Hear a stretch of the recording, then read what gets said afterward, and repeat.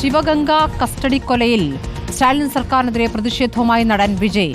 ശിവന്തശാലയിൽ TVKയുടെ വൻ പ്രതിഷേധ റാലി നടക്കുന്നു. മാപ്പല്ല നീതി വേണമെന്ന മുദ്രാവാക്യമുയർത്തിയാണ് പ്രതിഷേധം.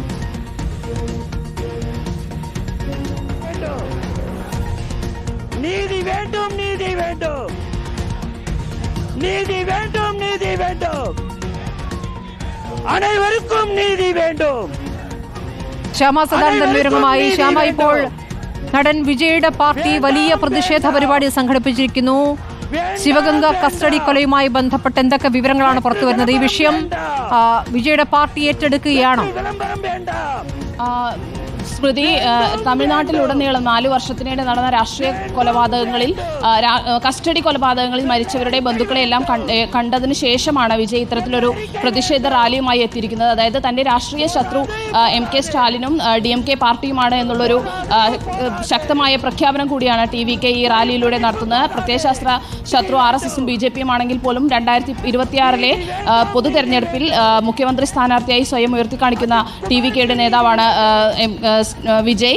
ഇതിന് അത്തരത്തിലുള്ള ഒരു പ്രതിഷേധം തന്നെയാണ് നടത്തുന്നത്. വിജയ് TVK പാർട്ടി പ്രഖ്യാപിച്ചതിന് ശേഷമുള്ള ആദ്യത്തെ പൊതു പ്രതിഷേധമാണ് ഇത്.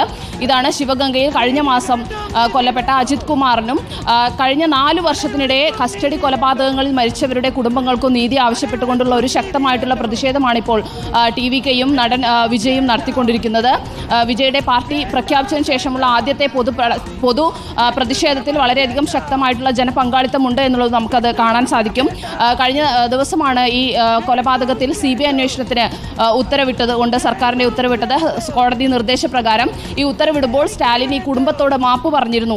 ഈ ഒരു കാര്യം ഉയർത്തിക്കാട്ടി കഴിഞ്ഞ 24 കുടുംബങ്ങളോടും സ്റ്റാലിൻ മാപ്പ് പറഞ്ഞു കഴിഞ്ഞോ എന്നൊരു ചോദ്യമാണ് വിജയ് ഈ റാലിയിൽ ഉന്നയിച്ചത്. മാപ്പല്ല വേണ്ടത്, നീതിയാണ് വേണ്ടത് എന്ന പ്ലക്കാർഡ് ഉയർത്തിക്കൊണ്ടാണ് പ്രവർത്തകരും വിജയും ഈ വേദിയിൽ എത്തിയിരിക്കുന്നത്. എന്തായാലും കസ്റ്റഡി കൊലപാതകങ്ങളുടെ സംഭവവുമായി ബന്ധപ്പെട്ട അവരുടെ ബന്ധുക്കളെ ഒക്കെ സംഘടിപ്പിച്ചുകൊണ്ടുള്ള വലിയ പ്രതിഷേധമാണ് ഇപ്പോൾ ചെന്നൈയിൽ നടക്കുന്നത്. ശ്യാമ സദാനന്ദനാണ് വിവരങ്ങൾ നൽകിയത്.